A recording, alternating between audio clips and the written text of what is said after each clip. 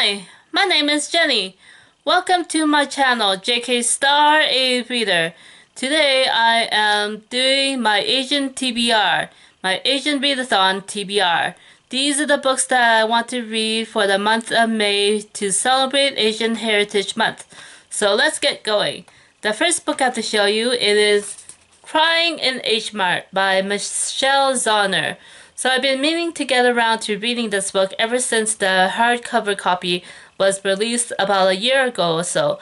I waited for the paperback edition, which was released not too long ago, and I'm glad I have it to read for the month of May.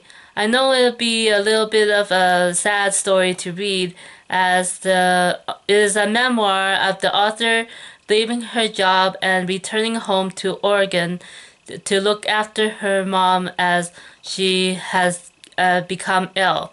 And so this is a bit of a story of grief, and so I do want to take care when reading this book, as I myself am growing older and my parents, they are also growing older.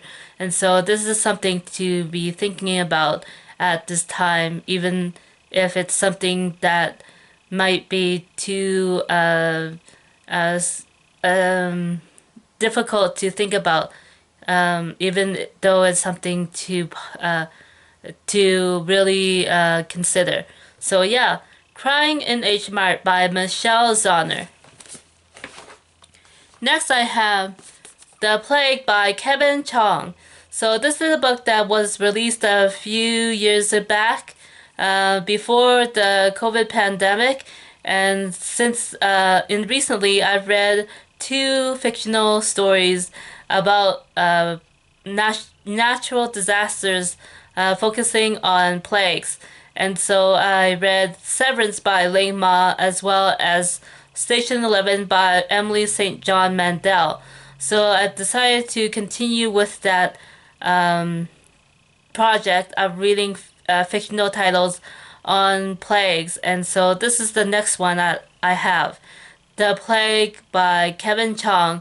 The title is from the book by Albert Camus with the same title, and so I guess this is I guess here it goes. It says, at first it's the dead rats. They start dying in cataclysmic numbers, followed by other city creatures. Then people begin experiencing flu-like symptoms as well as swellings in their lymph nodes. The masses react in disbelief when the official diagnosis comes in, and later when a quarantine is imposed on the increasingly terrified city. So yeah, let's see. It was published in 2018, so a year or more before the COVID pandemic started. So yeah, The Plague by Kevin Chong. Next I have A Million to One by Abida Jagirdar. So this is a more lighthearted read. I believe it is a sapphic heist novels that takes place on the Titanic, and so it should be. I want to balance the more difficult reads with the more lighter reads. So this seems to be a good choice, and I've been meaning to get around to reading this ever since I got it in the mail. So. And I believe the author is a Bangladeshi author. So yeah, A Million to One by Abida Girdar. Next, I have another book to show you. It is The Namesake by Jhumpa Lahiri. So this is an older title that I was able to purchase for secondhand at a local independent bookstore. And I've had this for a couple months now, and this seems to be a good time to get into works by this author that I have not read before.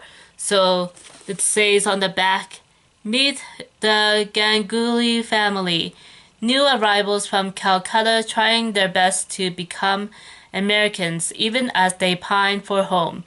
The name they bestow upon their firstborn, Gugol, portrays all the conflicts of honoring tradition in a new world, conflicts that will haunt Gugol on his own winding path through divided loyalties, comic detours, and wrenching love affairs. Yeah, so I guess that is more elegant than I can describe it at this moment. So yeah, The Namesake by Jhumpa Lahiri. And finally, one more book to show you. This book, some books fell. And so this is Mansions of the Moon by Sayam Salvadori. So this is a book by an author that I've read many of his previous works, and I have waited this long to finally get to his most recent publication. So Mansions of the Moon, I believe it follows the wife of the historic Buddha. And so I guess when the historic Buddha decided to leave his mansion and riches to find spirituality among the people, and so this is describes what the life, how his wife lived at that time. And so I get to living in Canada in the West. I get to read books about with Christian themes a lot, but I don't get to read that many books about my own religious traditions, even though I consider myself more of a cultural Buddhist than actual someone who actually practices it. So this is a book that I have waited to read, and I do want to take care when reading this book. So yeah, Mansions of the Moon by Sayam Salvadori. Okay, that is it for me. Thanks for watching, and I'll see you again next time. Bye!